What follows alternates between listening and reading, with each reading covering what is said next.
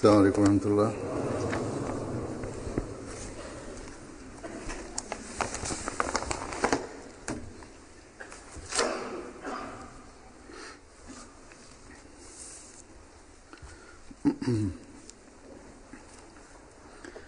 أشهد أن لا إله إلا الله وحده لا شريك له وأشهد أن محمدًا عبده ورسوله أما بعد فأعوذ بالله من الشيطان الرجيم بسم الله الرحمن الرحيم الحمد لله رب العالمين الرحمن الرحيم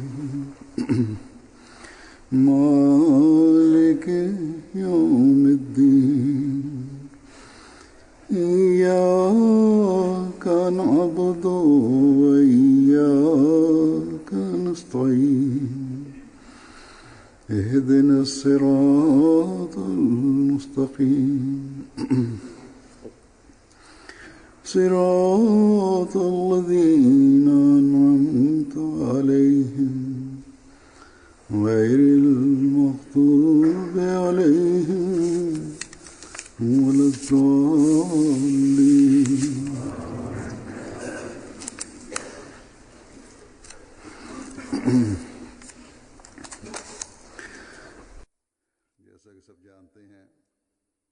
Bismillahirrahmanirrahim. Alifa mtukufu Ayyadahullah Ta'ala ibn Aziz anasema kama nyinyi nyote mnajua kwamba mimi nilienda kwa ajili ya ziara ya jumuiya ya Canada takriban wiki 6. Nilienda kule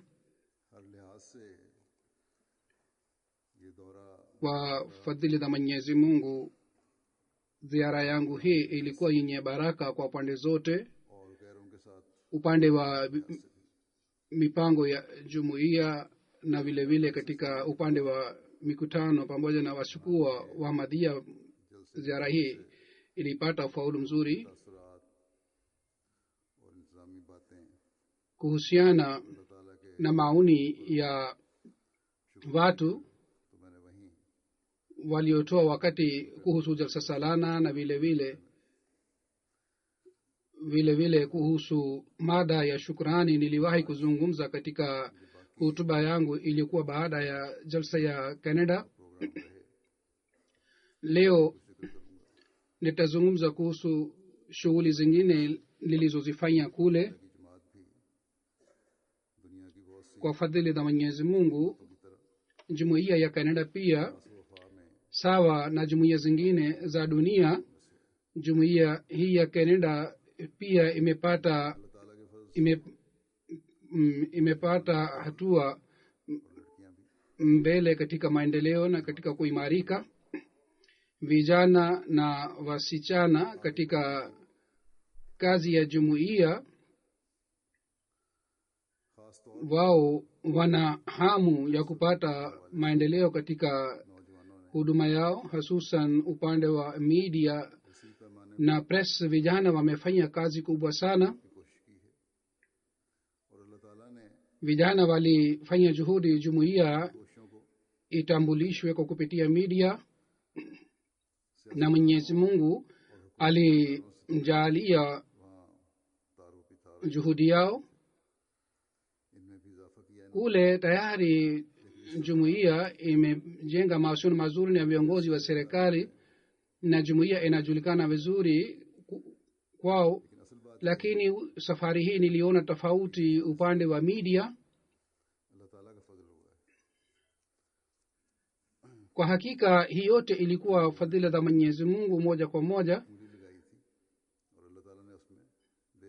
Hawa vijana walifanya juhudi yao kidogo, lakini Mungu alitia baraka sana katika juhudi yao. Bali hawa vijana waliojitolea wenyewe wanakiri kwamba zaidi ya mategemeo yetu Mwenyezi Mungu ametupatia baraka na watu waliitikia mwito wao.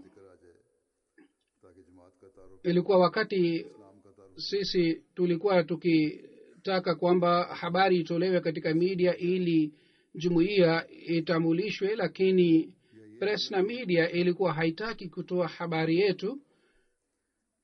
Kulikuwa wakati hali ya aina hii ilikuwa inapatikana, lakini safari hii watu wa media walikuwa wanatufuata kwamba mtupatie wakati sisi tunataka kuchukua interview ya imamu wa jumuiya Ahmadiyya. Lakini kwa sababu ya upungufu wa wakati tulikuwa hatuna nafasi sana. Kwa hivyo sawa na uwezo wetu nilitoa interview, lakini wengine waliombwa radhi kwa sababu ya kutokuwa na wakati.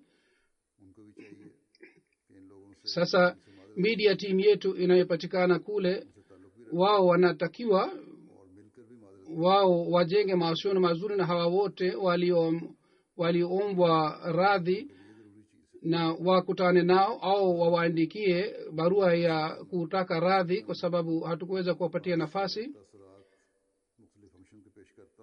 Hazur anasema kwamba sasa nataka kueleza maoni ya watu mbalimbali kwa fadhila za Mwenyezi Mungu. Kule misikiti mitatu imejengwa, lakini katika misikiti miwili ilikuwa sherehe ya ufunguzi ambamo wasiokuwa wanajumuiya walialikwa. Katika bunge pia sherehe ilifanyika. Kule pia nilitoa hotuba. Katika Toronto kikao cha Peace Symposium kilifanywa. Katika Calgary pia Peace Symposium ilifanywa. Kule nilipata bahati ya kueleza mafundisho mazuri ya dini tukufu ya Islam mbele ya watu wasiokuwa Islamu. Kwa fadhila za Mwenyezi Mungu, sehemu zote watu walikiri uzuri wa mafundisho ya dini tukufu ya Islam. Kwanza kabisa katika Toronto media coverage iliyopatikana, nataka kueleza habari yake. Katika Toronto nilitoa interview 3. Pamoja na hii shughuli zingine zilizokuwa pale nitaeleza baadaye kuhusu university. Interview 3 zilifanywa katika channel maarufu ya Canada. Interview ya kwanza ilitolewa. Interview hii ilisambazwa, ilirushwa katika channel.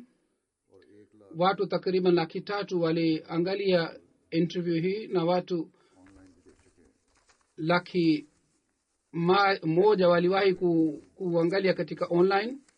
Vile vile interview ingine ilikuwa ya CBC. CBC ni National News Channel.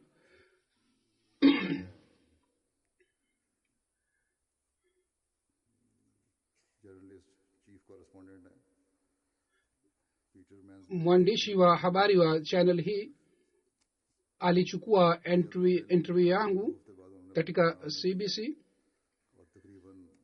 Yeye alirusha interview yangu. Takriban ilikuwa interview ya nusu saa ilionyeshwa katika channel ya Taifa. Huyu alichukua interview yangu ni senior mwandishi wa habari na anaaminika sana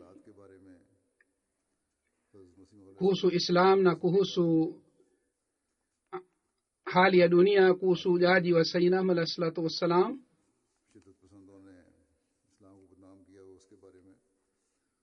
Siku hizi magaidi walioharibu jina la Islam, yeye aliniuliza maswali kuhusu mada hizi zote.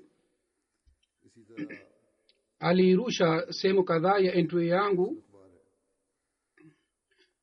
vile vile kuna gazeti la Globe.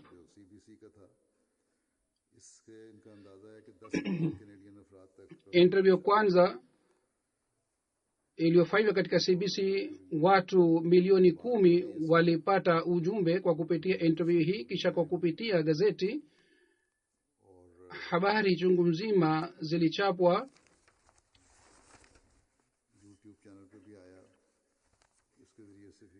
Katika YouTube channel pia interview yangu hii iliwekwa. Kwa hiyo watu milioni 1 walipata bahati ya kuangalia interview hii. Kisha kuhusu hutuba yangu iliyotolewa katika chuo kikuu, habari yake pia ilitolewa katika magazeti. Watu 500,000 walipata taarifa hii kwa kupitia gazeti. Khalifa mtukufu anasema kwamba sasa nataka kueleza kuhusu vipindi vingine vilivyofanywa baada ya jalsa salana. Programu ya kwanza ilikuwa katika Otwa katika bunge.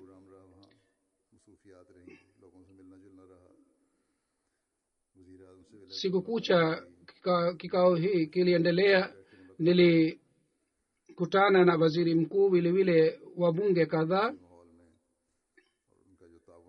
Katika mazingira mazuri tuliendelea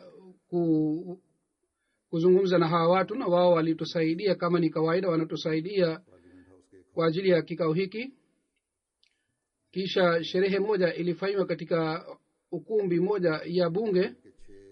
Katika kikao kile mawaziri 6 wa government ya Canada walishiriki na national member 6 pia walishiriki. Wabalozi 16 wa nchi mbalimbali pia walihudhuria kikao hiki. First secretary wa America na ya Libya pia walihudhuria. Mkoa wa Ontario minister ya kule pia alikuwepo pale. Watu 30 mashuhuri pia walihudhuria kikao hiki. Miongoni wa hawa walikuwa chief of staff of minister, kisha Canadian Red Cross chief communication wa idara hii pia alikuwepo. Assistant commissioner wa RCMP pia alikuwepo. University Ottawa professor wa university hii pia walikuwepo. Dean na vice president pia walikuwepo. Director of Canadian Muslim Council pia alikuwepo. Wakilishi mbalimbali wa Marekani walikuwepo pale.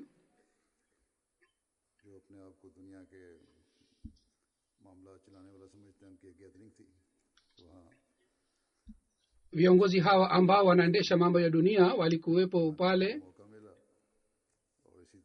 Mimi nilipata bahati ya kueleza mafundisho ya dini tukufu ya Islam. Vile vile jinsi wanavyotendea hawa nilieleza habari yake pia, kwamba nilisema kwamba msilaumu Waislamu tu, bali ninyi muzingatie vitendo vyenu pia. Ninyi mnafanya nini? Kwa sababu yenu nyinyi baadhi wakati ufisadi unapatikana duniani. Baada ya kikao hiki maoni waliotoa, nataka kueleza maoni haya. Jody Sugro ambaye ni mbunge, yeye alisema hutuba ya Imam Jamaat, imamu wa jumuiya, ilikuwa nyinyi nasaha kwamba namna gani tunaweza kuepukana na vita 3 ya kimataifa. Hii ilikuwa wazi kwamba sisi tunatakiwa tusaidiane ili tuweze kuepukana na vita hii ya kimataifa. Anasema ujumbe huu uliotolewa na halifa, inatakiwa ujumbe huu usambazwe duniani kote. Kisha kuna mbunge mwingine Kevin Wall, yeye alisema kwa ufupi. Halifa alizungumza kuhusu mada mbalimbali, hasusan niliathirika sana kuhusu hii kwamba imamu wa jumuiya Ahmadiyya alieleza aya chungu mzima kutoka katika Qur'ani tukufu. Kwa sababu ya hii mimi nimefurahi sana, kwa sababu mimi sina elimu ya dini. Zura anasema kila mmoja alitoa maoni, kila mmoja alitoa maoni yake. Vile vile mbalozi wa Israeli pia alikuwepo pale. Yeye pia anasema kwamba ujumbe wa halifa ilikuwa muhimu sana kwa ajili ya amani na namna gani tunatakiwa tuheshimiane. Halifa alieleza, anasema leo fikra yangu imebadilika, maoni yangu yamebadilika kuhusu Islam na nimeanza kuheshimu Islam leo. Ninatakiwa hutuba hii halifa ichapwe na sambazwe. Ikiwa watu wote wanafuata nasaha hizi za halifa, watu wanaweza kurekebisha mambo ya dunia ambayo yanaleta uharibifu. Mimi nilipenda sana halifa alisema kwamba tunatakiwa tuwe na subira, na vile vile halifa alisema tunatakiwa tutimize haki za watu wote, ingawa wao ni Waislamu au ni Mayahudi au ni wengine, lakini tunalazimika kuitimiza haki zao. Kisha senior immigration judge na yule aliyepata award ya Sir Zafrullah Khan saheb, huyu akasema katika maoni yake, halifa wa jumuiya alitukumbusha kuhusu udhoefu wetu kwa njia nzuri, na vile vile alieleza matatizo yanayopatikana katika Ulaya, nchi za Ulaya. Na yeye alisema kwamba baadhi wakati unafiki unapatikana katika vitendo vya hawa watu wa Ulaya na hawatimizi haki za watu. Kisha kuna mbunge Raj Sini akasema, halifa alieleza kuhusu Islam kwamba Islam ni dini ya amani, na wale watu ambao hawafuati ujumbe huu wa amani wale si Waislamu hasa. Vile vile kuna bunge mwingine Mazhar Jawahiri, huyu anasema kwamba namna gani tunaweza kuleta amani duniani. Hii ni changamoto kwa ajili yetu, na sisi tumesikia namna gani tunaweza kurekebisha hali ya dunia na tunaweza kuleta amani duniani. Vile vile sisi tuna changamoto mbalimbali kama ni uchumi, ugaidi. Kwa ajili ya mambo haya yote sisi tunatakiwa tusaidiane.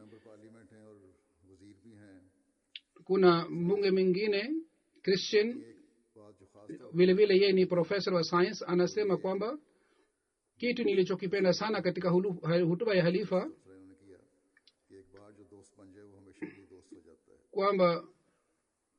kwamba mtu ambaye anakuwa rafiki anatakiwa awe rafiki kwa daima. Halifa alizungumza kuhusu uadilifu, amani katika hutuba yake, na alisema kwamba tunatakiwa tusaidiane kwa ajili ya heri ya jamii, na alisema kwamba jumuiya ilikuwa kama ni familia kwa ajili yangu. Vile vile kuna mbunge Nicola Dihorio katika maoni yake akasema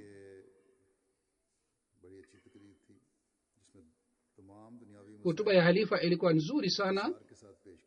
Mambo yote ya dunia yalielezwa kwa ufupi katika hutuba yake. Halifa kwa kupitia dini alizungumza kuhusu shida mbalimbali za dunia. Jumuiya Ahmadiyya ni jumuiya nzuri na vile vile ni mfano kwa ajili ya dunia nzima. Halifa alitukumbusha kuhusu hii kwamba tunatakiwa tuelewane upande wa dini. Ikiwa tunafanya ugaidi, basi ugaidi utapatikana katika matokeo yake. Anasema nilikuwa nikidhani kwamba imam wa jumuiya Ahmadiyya atakuja hapa na atazungumza mambo ya kawaida na atatoa maoni ya shukrani kisha atakaa, lakini wakati halifa alipozungumza, alipotoa hutuba yake, mimi sijawahi kusikia hutuba nzuri zaidi kuliko ile hutuba ya halifa. Halifa alizungumza kuhusu shida mbalimbali zinazopatikana duniani, kwa mfano mabadiliko ya hewa na vita na kutokuwa na uadilifu. Vile vile alizungumza kuhusu mambo mbalimbali ya dunia, na vile vile alizungumza kwamba hatutakiwi tuingilie mambo ya dini. Anasema mimi kwa kushiriki kipindi hiki nilifurahi sana. Nilisikia mtu ambaye alikuwa anazungumza kuhusu amani na usalama.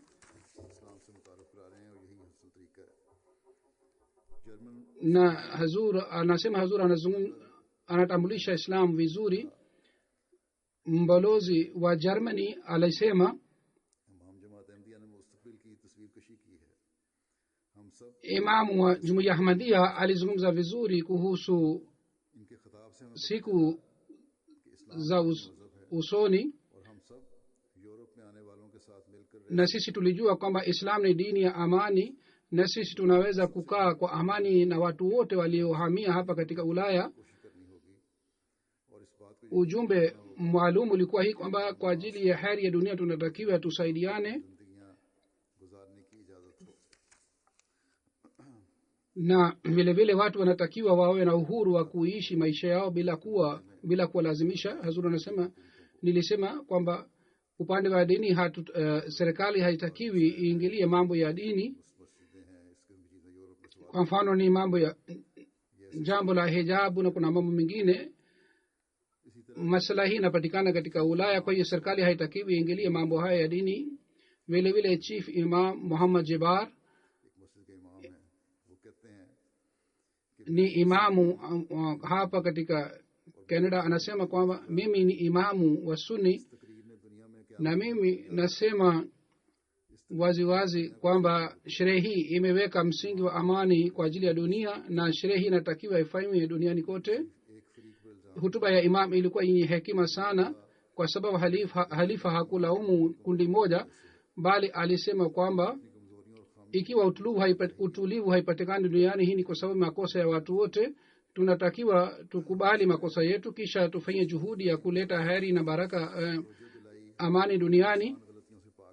Halifa mtukufu alitukumbusha kwamba hakuna mtu ambaye yeye hafanyi makosa. Hutuba ya halifa ilikuwa nzuri sana, na mada yaliyotakiwa yazungumzwe, halifa alizungumza yale mada yote, na watu waliambiwa tiba ya mambo mbalimbali. Halifa alieleza nadharia ya dini tukufu ya Islam kwa njia nzuri, na alieleza kwa uzuri kiasi hiki kwamba watu wasiudhike kwa sababu ya hutuba yake. Kisha mgeni mwingine Karl Chines anasema ujumbe wa halifa ulikuwa mzuri sana. Ujumbe wake ulikuwa huu kwamba namna gani viongozi wa dini wanaweza kushirikiana kwa ajili ya kuleta amani. Halifa alisema namna gani kwa control silaha tunaweza kuishi kwa amani. Hazur akasema, Hazur akaeleza kwamba namna gani katika nchi za Ulaya tunaweza kutimiza majukumu yetu badala ya kuwalaumu wengine, na kwa kufanya hivi namna gani tunaweza kurekebisha hali ya dunia. Kulikuwa mgeni mwingine Singa akasema kwa kuja katika bunge ya Ulaya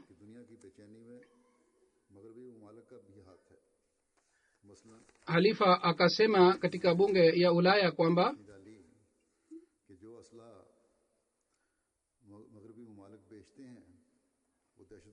silaha inayouzwa na nchi za Ulaya, namna gani magaidi wanapata silaha hii. Halifa alieleza hii pia kwamba watu wa Canada ambao wanaenda kwa ajili ya magaidi, miongoni wa hawa 20% ni kina mama. Kwa hiyo hawa watatayarisha watoto wao pia kwa ajili ya, na mimi sikuwahi kufikiria kuhusu mada hii. Halifa alisema, alizungumza kwa kupitia Qur'an tukufu, na mimi nilipenda sana hii.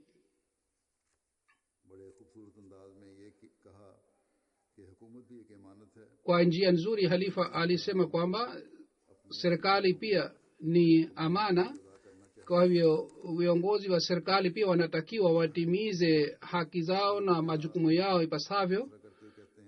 Halifa alisema hii pia kwamba maulama wa Kiislamu wamewapoteza watu wa kawaida, na kwa sababu ya hii ufisadi umezidi sana. Halifa alisema kwamba nchi za ulaya wanasema kwamba wanahakikisha haki za watu, basi wao wanalazimika kutimiza jukumu lao hili na wao wasiingilie mambo ya dini kama ni hijabu na mambo mengine ya dini. Anasema kwa njia nzuri halifa alikumbusha wa nchi za ulaya kuhusu majukumu yao. vile vile huzuri anasema nimetoa mifano mingi ya maoni. Kulikuwa maoni mengi ya watu katika Parliament Hill. Media coverage iliyopatikana ni hii kwamba waziri mkuu aliandika katika tweet kwamba leo nilifurahi sana kwa kukutana na halifa mtukufu Mirza Masroor Ahmad, na alitoa picha yake na picha yangu pia. Kwa hivyo coverage kwa kupitia magazeti, takriban watu 4.5 walipata habari ya sherehe hii kwa kupitia magazeti na media. vile vile katika Toronto Peace Symposium ilifanywa. 614 wageni walihudhuria Peace Conference, mayor, councillors, waandishi wa habari, madoctors, professor, walimu, mawakili na vile vile watu mbalimbali walihudhuria kikao hiki. Padri wa church baada ya kuhudhuria Peace Symposium akasema kwamba mimi nimeathirika sana kwa kusikia hutuba ya halifa. Ujumbe wake ulikuwa ujumbe wa amani na usalama, na ujumbe wake ulikuwa si kwa ajili ya nchi moja, bali ilikuwa kwa ajili ya dunia nzima. Umuhimu wa hutuba hii ni kwamba hofu imeenea sana duniani, lakini katika hutuba ya halifa ilikuwa wazi kwamba sisi tunapatana kuhusu mambo mengi sana na hatuna ihtilafu kubwa sana. Kwa hiyo watu walitakiwa wasikilize hutuba hii ya halifa. Mgeni mwingine Greg Kennedy ambaye ndio dada yake amesilimu hivi karibuni, anasema mimi nimekuja pamoja na dada yangu kwa sababu hivi karibuni amesilimu. Sisi tulitaka tushuhudie mafundisho ya Jumuiya Ahmadiyya ni nini, na kwa kusikia ujumbe wa halifa mimi nimefurahi sana kwamba dada yangu amejiunga na watu ambao wanapenda sana watu wengine, na yoyote niliyosikia hapa nimefurahi sana kwa kusikia hii. Hazur anasema mimi katika hutuba yangu nilieleza kuhusu juhudi ya jumuiya inafanywa kwa ajili ya kuleta amani duniani. Vile vile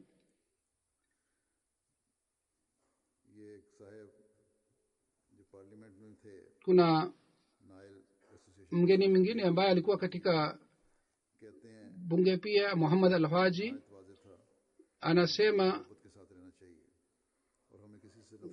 ujumbe wa leo ulikuwa wazi sana kwamba tunatakiwa tukae kwa amani na hatutakiwi tuwachukie watu. Tukiendelea kuwachukia wengine katika hali hii hatuwezi kuleta amani. Anasema mimi niliposikiliza hutuba ya imam katika bunge, wakati ule nilikuwa sipati yakini kwamba hivi kiongozi wa Islam anaweza kuzungumza hivi bungeni. Yeye alikuwa hana hofu, na kwa ushujaa sana halifa alitoa hutuba yake. Kwa kusikia hutuba yake watu wakajua kwamba huu ni ujumbe halisi wa Islam. Vita inayopatikana siku hizi nyuma yake kuna watu ambao wana maslahi yao. Kisha anasema katika hutuba ya leo pia halifa amezungumza kuhusu mapenzi kwa wote, si chuki kwa yeyote, na hii inatakiwa iwe mwenendo wa maisha yetu, na huu ndio ni kweli kabisa.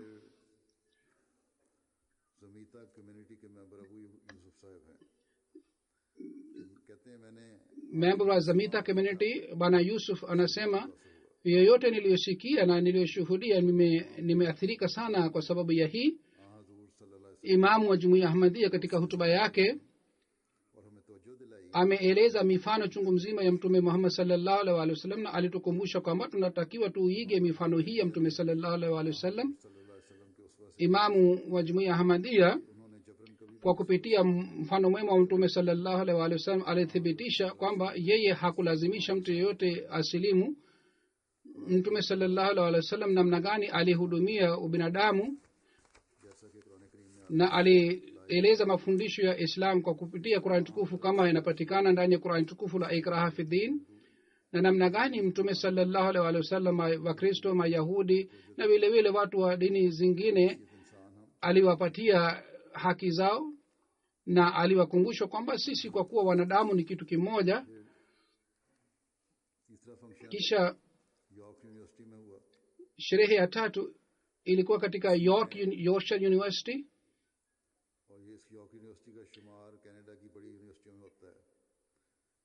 Yorkshire University ni kichuo kikuu cha Canada. Faculties yake ni 11. Main campus, katika main campus wanafunzi 53,000 wanapata elimu na walimu ni 7,000.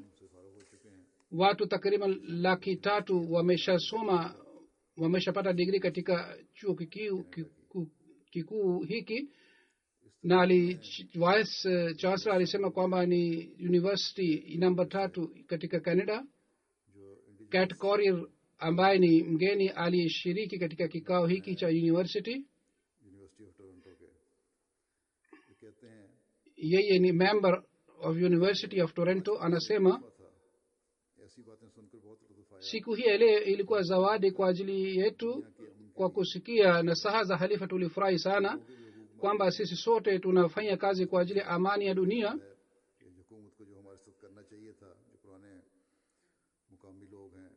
Anasema kwamba wanajumuiya wao ambao walinyimwa haki zao, serikali bado haijatimiza haki zao. Kitu nilichokipenda sana katika hutuba ya halifa ni kwamba yoyote halifa aliyosema alisema kwa moyo wake wote. Mtu anapozungumza mambo ya ukweli kwa moyo wake, basi mtu anakumbuka yale mambo yote. Halifa anatupatia ule ujumbe ambao sisi tunapenda. Vile vile mwanafunzi mmoja aitwaye Cheryl anasema ilikuwa nafasi nzuri sana kwa ajili yetu. Sisi tulijua kuhusu mafundisho sahihi ya dini tukufu ya Islam. Sasa nimepata elimu kidogo ya Islam. Sasa mimi sifuati imani tu, bali halifa alieleza mambo mazuri ya dini tukufu ya Islam. Imamu wa Jumuiya Ahmadiyya ilituelimisha kwamba mambo mengi yanapatana katika dini mbalimbali, na nilipenda sana kwamba sisi na nyinyi tunaelewana. Profesa wa university mwingine alituma wanafunzi wake wote kwa ajili ya kusikiliza hutuba yangu. Mwandishi mmoja Albarani anasema nilipenda sana hii kwamba halifa alisema kwamba tunatakiwa tuishi kwa amani na kwa kupatana. Mimi kwa kuwa mwandishi wa habari naandika kuhusu haki za wanawake, lakini wakati kiongozi wa dini anapozungumza kuhusu mada hii, basi ile inakuwa muhimu sana. Imamu wa Jumuiya Ahmadiyya alieleza vizuri sana mambo mbalimbali ya dunia, na alisema kwamba nyuma yake kuna serikali mbalimbali. Nilifurahi sana kwa kusikia hii. Wakati imam anaposoma kuhusu hali ya dunia, anaudhika sana kwa sababu ya hali ya dunia. Yoyote aliyoeleza halifa mtukufu alieleza kwa njia rahisi, kwa hiyo tulielewa vizuri. Nilipenda hii sana kwamba vita inayoendelea duniani inaendeshwa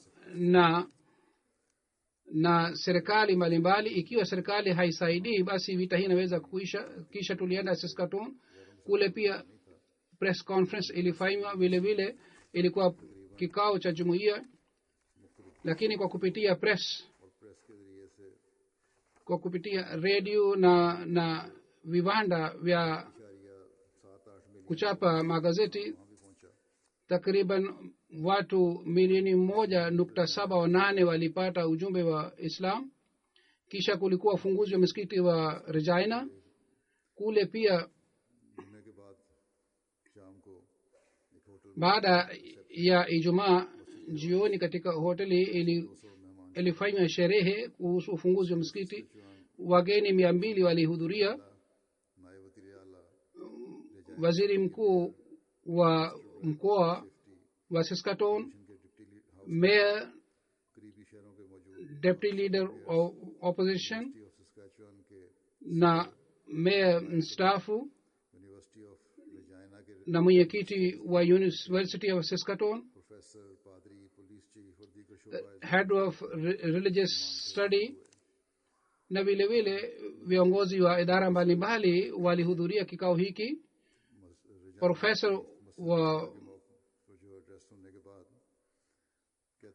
Profesa mmoja baada ya kusikia hutuba yangu anasema hutuba ya halifa ilikuwa yenye maarifa sana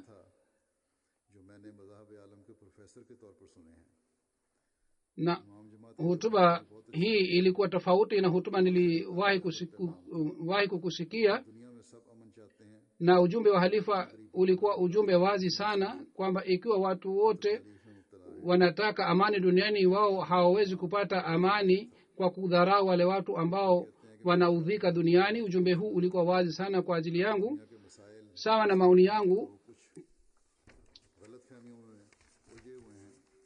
sawa na hali ya dunia, watu ambao wanazungumza kuhusu ujumbe wa dini, basi katika hali hii ujumbe wa halifa ulikuwa muhimu sana. Halifa alizungumza, aliondoa wasiwasi inayopatikana katika jamii kuhusu Islam.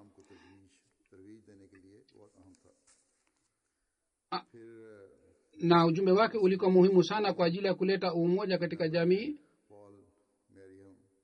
Member of Legislative Assembly anasema tunafanya sherehe za kidunia na za kisiasa, kule watu wanatoa maoni yao kwa nguvu wote na wanataka watu waathirike, lakini imamu wa jumuiya hakuzungumza hivi, hakutoa hutuba yake hivi. Mimi nilihisi kwamba halifa anatuita upande wake kwa mapenzi sana na yupo tayari kuwapenda watu wote.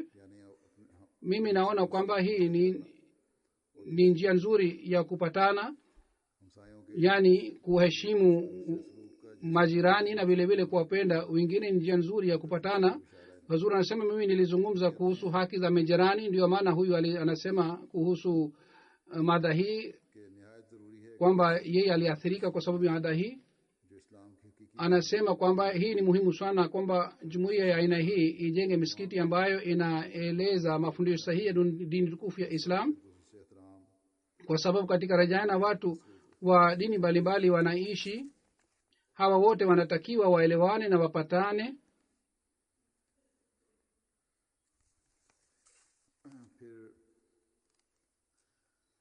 Kisha Saskatchewan leader of opposition Trent Weatherspoon anasema ilikuwa kikao kizuri sana. Ujumbe wa jumuiya ujumbe wa halifa ilikuwa ujumbe wa nguvu sana. Alitukumbusha kuhusu makosa yetu.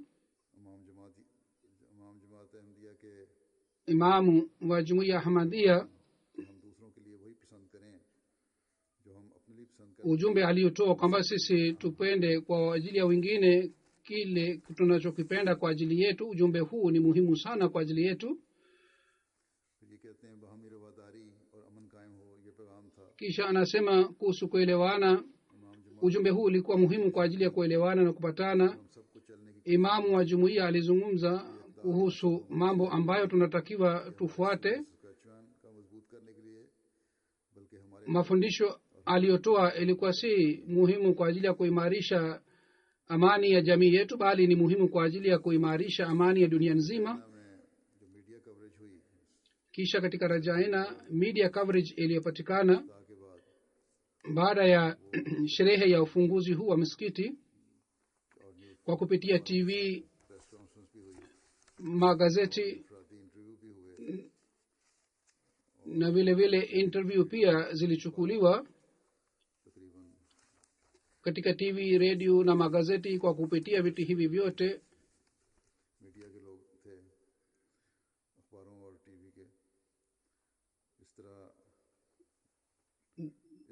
waandishi wa habari takriban 6-7 pia walikuwepo pale kwa sababu ya ufunguzi wa msikiti wa Rajaina, na kwa sababu ya press conference habari zilizotolewa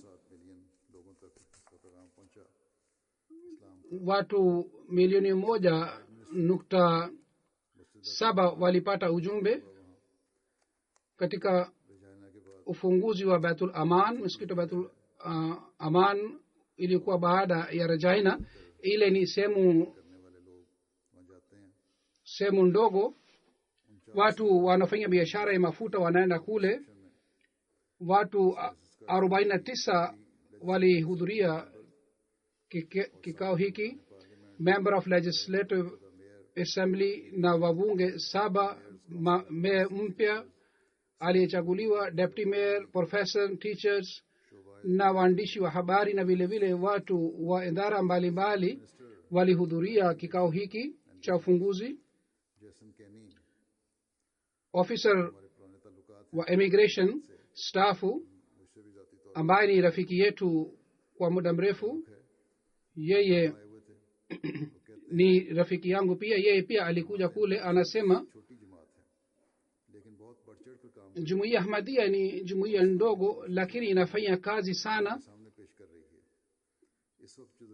na inaonyesha picha halisi ya dini tukufu ya Islam mbele ya dunia, hali inayopatikana duniani na maoni yanayopatikana kuhusu ugaidi, kwamba Islam inaruhusu ugaidi. Katika hali hii yote Jumuiya Ahmadiyya inaotoa ujumbe kwa ajili ya wote, na ujumbe huu ni sawa na hali ya Canada, na vile vile ujumbe huu ni dhamana ya amani. Ufunguzi wa msikiti na ziara ya halifa itaongeza elimu ya watu, na picha halisi ya dini tukufu ya Islam itaelezwa mbele ya watu kwa ziara hii. Kisha anasema katika hutuba ya leo, imamu wa Jumuiya Ahmadiyya alikataza maoni yote yanayopatikana dhidi ya Islam na dhidi ya misikiti katika mioyo ya watu. Ufunguzi wa msikiti ni sherehe nzuri na vile vile ni sawa na kanuni ya hapa. Hazur anasema wakati wanajumuiya walipouawa katika Lahore, huyu bunge alikuwa mtu wa kwanza aliyenipigia simu, na yeye alisema kwamba atafanya juhudi kwamba familia ya mashahidi wote wataletwa Canada. Kwa hiyo mashahidi wote familia zao zimeshawahi kwenda kule Canada. Mgeni mwingine aliyekuja pale, John Gormley, ambaye anaendesha kikao katika kipindi katika redio, anasema kuhusu msikiti halifa alimezungumza vizuri. Kisha kuhusu mimi anasema halifa alisema msikiti si kwa ajili ya ibada tu, bali ni sehemu kwa ajili ya kujumuika kwa watu wote, na kuhusu hii jumuiya inafanya kazi kubwa sana ili watu wote wajumuike. Wakati wote tukio la ugaidi linatokea, Jumuiya Ahmadiyya wakati ule kwa ajili ya kujenga uhusiano na kwa ajili ya kukusanya watu wote inafanya juhudi sana. Kisha huyu bwana anasema halifa alitupatia ujumbe huu pia, kwamba kupenda nchi ni sehemu ya imani. Wanajumuiya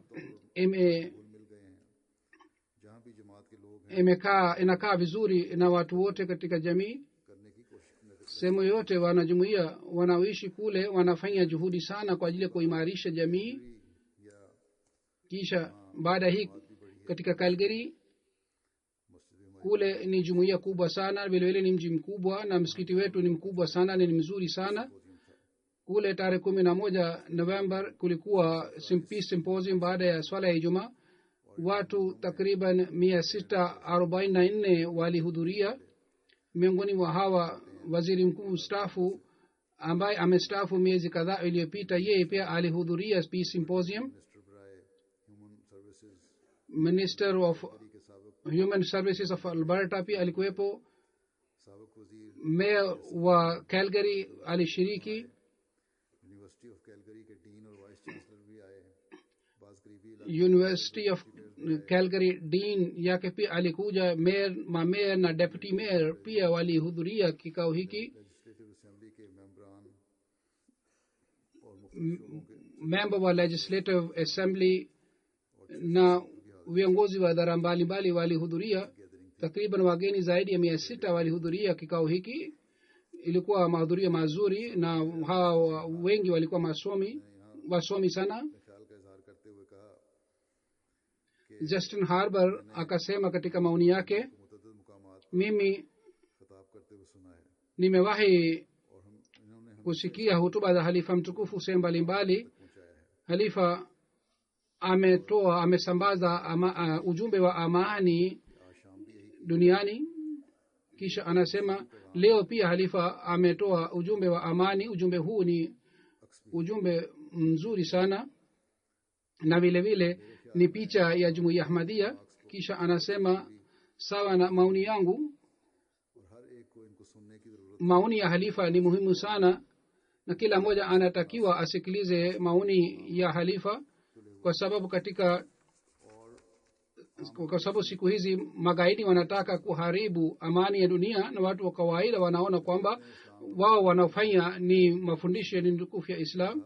Kisha anasema halifa amesema kwamba Islam maana yake ni amani. Islam maana yake ni kumpenda Mwenyezi Mungu na viumbe vyake. Kisha anasema imamu wa Jumuiya Ahmadiyya alizungumza mambo mbalimbali yanayopatikana duniani na alizungumza vizuri sana kuhusu mada hii. Kisha anasema kwamba hii ilikuwa mada ngumu sana, lakini halifa amezungumza kwa hekima sana. Na wasihi watu wote kwamba ikiwa wao hawakuweza kusikiliza hutuba ya halifa, lazima wasikilize hutuba hii ya halifa. Vile vile na Haid Menshi ambaye ni mayor wa Calgary anasema hutuba ya halifa ilikuwa nzuri sana, kwa ujasiri sana. Halifa aliyezungumza kuhusu mafundisho ya tukufu ya Islam na alisema kwamba ugaidi haupatikani ndani ya Islam. Kusikia ujumbe huu kwa ajili ya wageni ilikuwa nzuri sana. Huyu bana anafuata Aga Khan ambaye ni mayor wa Calgary. Professor of University of Calgary pia alikuja pamoja na mke wake. Anasema ujumbe huu ulikuwa ujumbe wa amani na ujumbe huu ni muhimu sana. Huyu bana ni kutoka Netherlands. Ni msemo kwetu kwamba ikiwa sisi hatujui kitu hatuwezi kumpenda. Hii ndiyo ni hali ya Islam. Sisi tunapojua kuhusu mafundisho sahihi ya dini tukufu ya Islam tunaanza kupenda Islam. Leo tumepata bahati ya kumsikiliza halifa. Kuanzia leo tutakuwa na maoni kwamba Islam ni dini nzuri na tutaanza kupenda Islam. Kisha leader of Alberta Party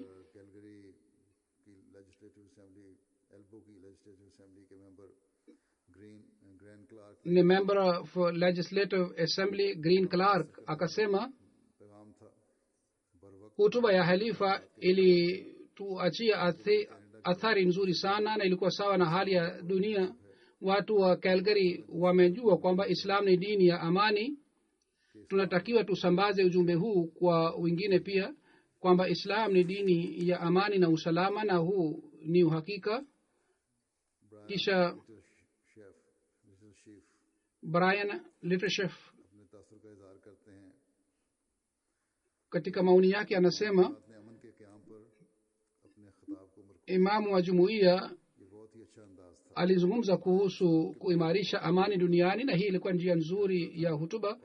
Nilikuwa sijui kuhusu mafundisho ya Islam na nilikuwa naogopa, na kwa sababu ya habari zilizokuwa zinatolewa katika media nilikuwa sielewi nifanye nini. Nilikuwa nikifikiria, je, Islam inatoa mafundisho ya ugaidi? Leo nimepata majibu ya maswali yangu yote.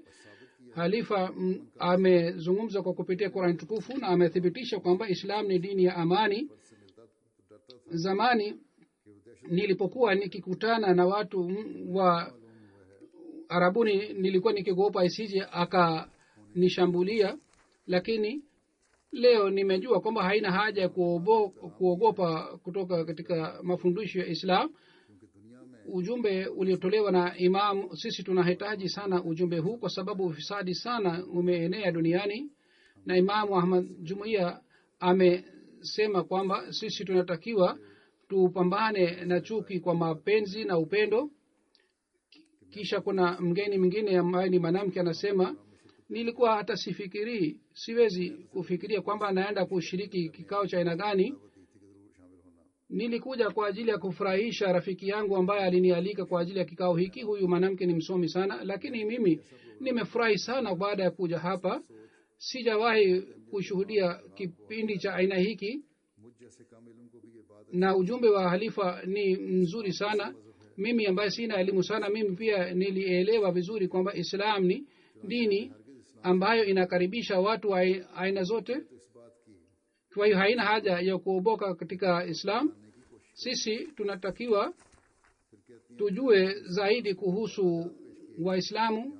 Kisha anasema kwamba maandiko ya watu yaliyosomwa, maandiko ya watu ambao si Waislamu lakini ni wataalamu. Hazur anasema nilisoma maandiko ya wataalamu mbalimbali kwa kuhusu yale maandiko. Anasema kwamba halifa alizungumza maandiko ya maulama ambao si Waislamu. Nilipenda sana maandiko haya, kwamba kwa kupitia maandiko haya namna gani halifa alieleza ujumbe wa usalama.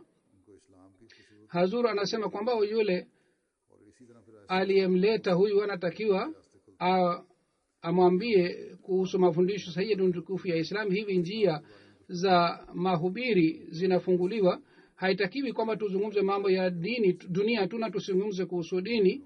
Huyu alikuwa rafiki yake wa zamani na akaona kwamba ahudhurie mkutano huu kwa sababu ya rafiki wake. Kwa hiyo yule mwanajumuiya alikuwa hakumwambia kuhusu Jumuiya Ahmadiyya. Kwa hiyo vijana wetu na wasichana wetu wanatakiwa wazingatie hii pia. Police officer wa Calgary bwana Bob akasema kwamba hutuba ya halifa ilikuwa nzuri sana. Halifa alisema namna gani Islam inaelewana na watu wa dini mbalimbali. Katika kitu hiki tunachokihitaji sana katika jamii yetu. Imamu anajumuisha watu wote, anatukumbusha kuhusu jambo la kuelewana. Halifa alizungumza kuhusu mambo mbalimbali ya dunia, kwa namna gani tunaweza kurekebisha, na kwa kupitia Qur'ani tukufu alithibitisha kwamba Islam ni dini ya amani. Na alisema Waislamu wameambiwa watangulize tabia ya kupatana. Mgeni mwingine akasema, mimi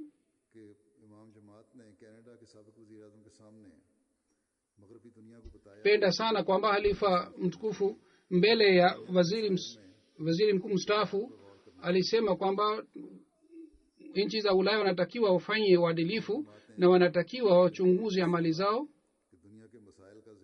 Yoyote aliyesema imamu wa jumuiya ni sahihi. Hali yote inapatikana duniani, hatuwezi kulaumu kundi moja kwa sababu ya hali hii.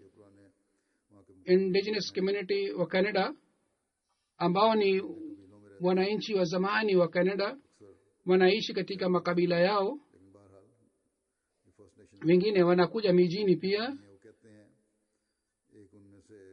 Hawa miongoni mwa hawa mtu mmoja Lee Shold aliyehudhuria anasema, nilipenda sana kwamba imamu wa Jumuiya Ahmadiyya kwa ushujaa na kwa uaminifu alieleza mafundisho ya Islam dhidi ya shutuma mbalimbali. Nilipenda sana kwamba halifa kwa kupitia Qur'ani tukufu alithibitisha kwamba shutuma hizi si sahihi. Kisha anasema jinsi alivyokumbusha imamu wa jumuiya nchi za Ulaya kwamba nchi hizi zinapatia silaha. Hii ni kweli. Halifa alisema to stop hand of operation. Mimi nilipenda sana maneno haya ya halifa na mimi nitakumbuka mafundisho fikra hii maneno haya.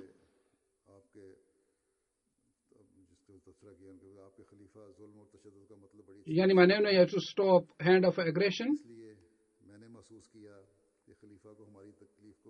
Nilihisi halifa anaweza kuelewa vizuri sana shida zetu.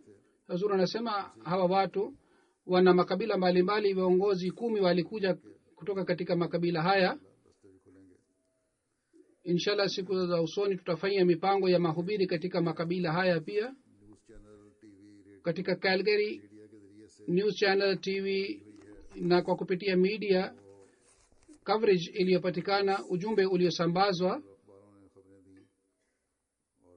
channel 8 na 10 zilitoa habari na magazeti ya taifa yalitoa habari. Kwa jumla katika Calgary sherehe zilizofanywa watu milioni 5 walipata ujumbe kwa kupitia vikao hivi. Katika ziara ya Canada kwa jumla media coverage iliyopatikana katika hii TV channel 32 milioni 40 walipata ujumbe, na katika radio katika lugha 6 habari 30 zilitolewa. Kwa kupitia radio watu laki walipata ujumbe wa Islam. Kwa kupitia magazeti kwa jumla 227 yalitoa habari katika lugha 12 mbalimbali. Kwa kupitia hii milioni 4.8 walipata ujumbe. Kwa kupitia social media milioni 14.6 walipata ujumbe. Kwa hivi jumla sawa na maoni ya watu, makadirio ya watu, ikiwa sisi tunajumuisha njia hizi zote, watu zaidi ya milioni 60 walipata ujumbe wa jumuiya. Hazur anasema basi hii ni fadhila za Mwenyezi Mungu. Tunatakiwa tuheshimu sana fadhila hii za Mwenyezi Mungu, na hususan wanajumuiya wa Canada wanatakiwa wazingatie sana kitu hiki ili waendelee kupata fadhila za Mwenyezi Mungu zaidi na zaidi. Tunatakiwa tukumbuke kwamba katika kila kazi yetu tunayofanya tunatakiwa tuwe na nia ya kusambaza ujumbe wa jumuiya. Tunatakiwa tuwe na nia ya kuimarisha umoja wa Mungu duniani. Tunatakiwa tuwe na nia ya kupeperusha bendera ya Mtume Muhammad sallallahu alaihi wasallam duniani. Ikiwa hii inapopatikana, basi Mungu ataweka baraka katika kazi zetu zote. Mwenyezi Mungu atujalie tuweze kufanya hivi. Sasa Peace Village na wanajumuiya wanaishi katika Peace Village. Wanajumuiya 99% wanaishi katika Peace Village. Nataka kuwasihi wanajumuiya hawa wote kwamba wao wawe na mazingira ya jumuiya Ahmadiyya kule, na wao wafanye juhudi kwamba wawe mfano mzuri wa mafundisho ya dini tukufu ya Islam, na jinsi wanayotakiwa jinsi walioonyesha mapenzi yao na uhalifa baada ya kuja kwangu hapa, waendelee kuimarisha hali yao hii, na wao wasisahau lengo lao hasa kwamba sisi tutajenga mahusiano mazuri na Mwenyezi Mungu, tutakuja karibu naye na sisi hatutakuwa wavivu katika ibada yake. Mwenyezi Mungu awajalie nyinyi na mimi na hawa wote pia kwamba sisi tuweze kutimiza majukumu yetu. Amin.